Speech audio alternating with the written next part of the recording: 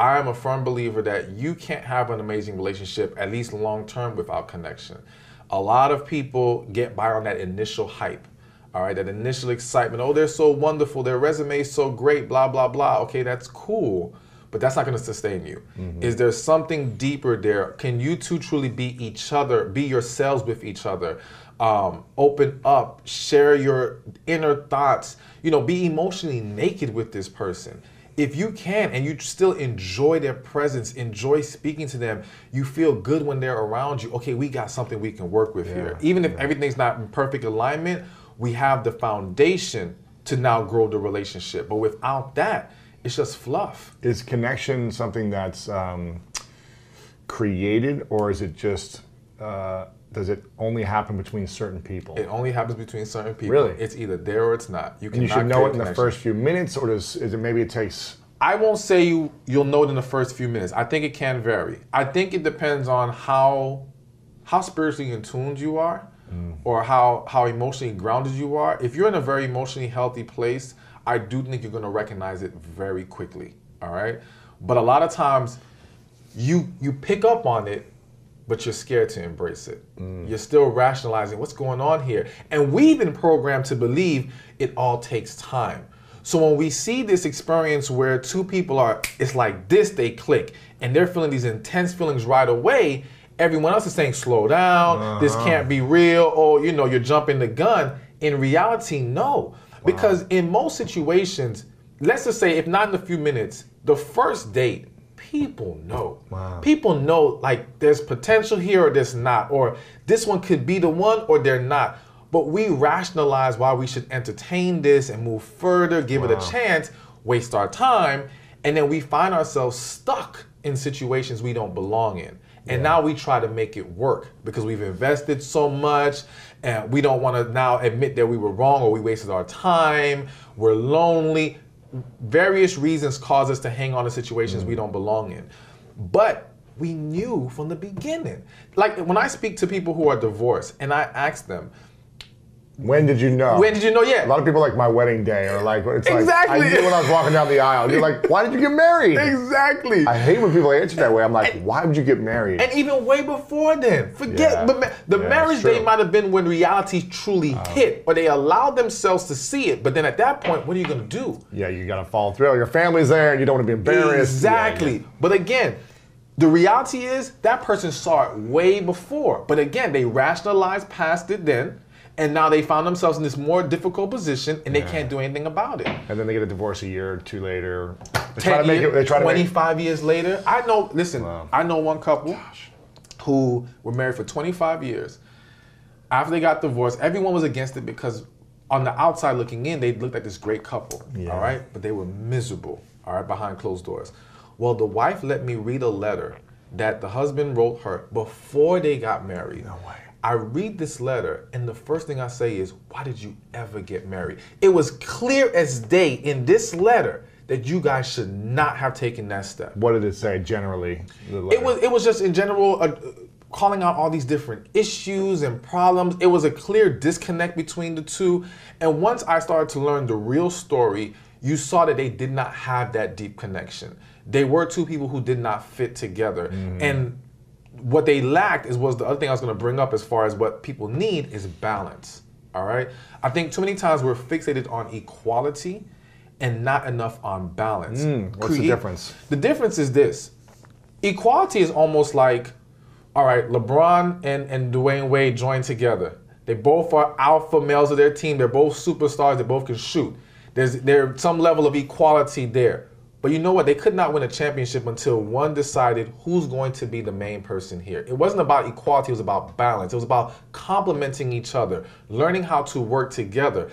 D Wade or the rest of the team being able to do the things that LeBron can't do everything on his team. He needs the right players around him. So it's the same thing in relationships. It's not about they have to be able to do everything we do. We got to be able to do everything they do. It's about, can we complement each other? Can we balance each other? Can I fit in? Or can I have the strengths where you have the weaknesses, all right? And in a way that doesn't conflict. And I believe the conflict part is when you don't have a connection, they will conflict. When there is a connection, that's when you're gonna find balance. Because now when there's a connection, we embrace our differences. Communicate better. You can say, this is what you're really good at. Why don't you do more of these things and let me do these things? Exactly. And we can find a way to make it a whole unit. Wow. That's how we create amazing relationships. Balance to me is the greatest key. Balance and connection, you have those two things, you win. Wow. You know, and if you look at most failed relationships, they lack those two things. Two things, connection and balance. There might be some forced connection, or they've lost the connection because it wasn't really they never had the connection. It was never true. It was like the hype of the connection. It exactly. Was like the sexual connection, or the resume of this person, or the idea of this person. Well, it was more so chemistry. Like chemistry is not connection. All right, chemistry can be created. All right, and again, so using the whole basketball analogy, a team comes together, you can build chemistry. We can learn how to work together. We can learn how to coexist, so to speak. But that doesn't mean we really like each other at its core, all right? Yeah. There's the difference. So you can have a team where the players learn to play together, but they still hate each other, all right? So they had chemistry. But no connection. But not connection. Exactly. When you have connection in a relationship, that is way more important than chemistry, because the connection will bring the chemistry. We don't got to worry about the chemistry part. When two people have a connection, they learn. It's exactly. Like, and it's a rare thing. Again, we don't experience that with everybody. It's something that happens.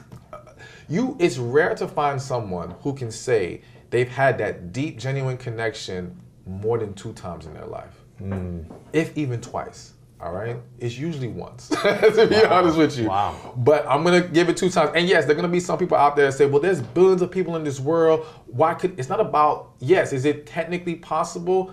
Maybe so, but you're not gonna come across billions of people in the world. You're only gonna come across a certain amount of individuals. And in that group of people, yes, you're only going to find that connection maybe once or twice. And once you get there, like once somebody sets the bar that high in your life, it is very hard to go. Yeah, you have to refine that. Exactly. You're not going to feel comfortable anymore going beneath that. If you do, you're going to find yourself not at peace and very miserable in your relationship. Wow. Connection, balance. Is there anything else, or is those really the main 2 things, and then everything else is figure out? The last thing I'm going to throw in is attraction. And the reason I throw it in is because I feel like in this world, we try to shame people for putting a focus on attraction. And to me, it's not about looks. Looks is about specifically saying you have to look like this, you have to be this tall, you have to have this body shape. I'm not saying looks, I'm saying attraction. We have to be physically drawn to each other. That's the last ingredient that takes a relationship from platonic to romantic. And that's the ingredient that if you remove it, will make a romantic relationship. Friends. Exactly, yeah. Friends, roommates. You got people living together. With no sexual chemistry. Exactly. Because why? The attraction is gone. But if you bring it back into that relationship, see how quickly things change. Wow. That is the ingredient. So we have to be willing to embrace the fact of, yes, attraction is necessary, one, when we first meet each other, and we need that to be more drawn to each other. But then to maintain and sustain that great relationship, we can't make excuses for letting ourselves go, and understand there's a difference between aging and letting yourself go. A lot of people are letting themselves go, making excuses for it. Nice. I understand life hits us, it's tougher as we get older, yes, but you gotta work to maintain attraction in your relationship. You let that go to the wayside. Become friends. Exactly. How important is sex in a relationship? Hugely important. This is coming from a guy who's abstinent, right? Yeah, right. Well, you know what, to me, I say hugely important from the standpoint of, I think people have to look at sex not just from the perspective of pleasure, but from the perspective of bonding. I believe it is an opportunity for 2 people to grow closer together. And when 2 people know how to truly satisfy each other, it creates an amazing bond. Deeper connection, better balance. Exactly. More attraction. Yes. All of it keeps it going. Exactly. Because if you have 2 unsatisfied people sexually, you're going to have a problem. You can't find a relationship where that exists and they're all happy and everything's great. It doesn't work that way. People crave intimacy. People crave that level of bonding with each other.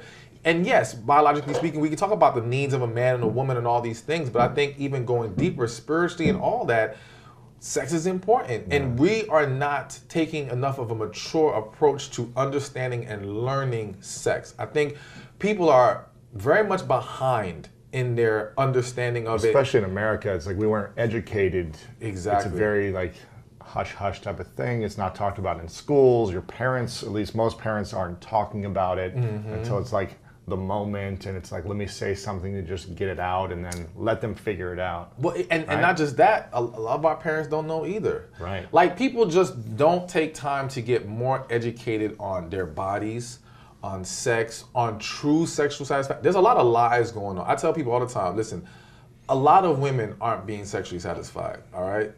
But they're lying to their friends, they're lying to their partners. Right. So there's a perception that everything is all good. No, it's not. There's a huge disconnect between the reality or the perception of women's sexual satisfaction and the reality of women's sexual satisfaction. And that contributes to a disconnect in marriages. Because again, if the woman is not satisfied, she now becomes less willing to be sexually involved with her husband. Now, he starts to gain resentment. He starts to feel neglected. Starts to wander. Exactly. Every snowballs from there.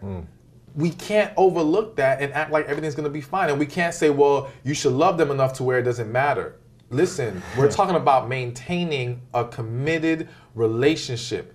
That's a part of it. Plain and simple. And we have to learn how to make it better on both sides and how to be more honest with each other. I think if we can learn to be more honest and transparent, then we can work on the things that are lacking. Wow. But people, again, they feel very uncomfortable speaking about sex, speaking about their needs, and constructively criticizing their partners. We have to learn how to do that. Because you don't want to hurt someone, yeah. So exactly. How often should we be talking about our sexual needs in an intimate relationship?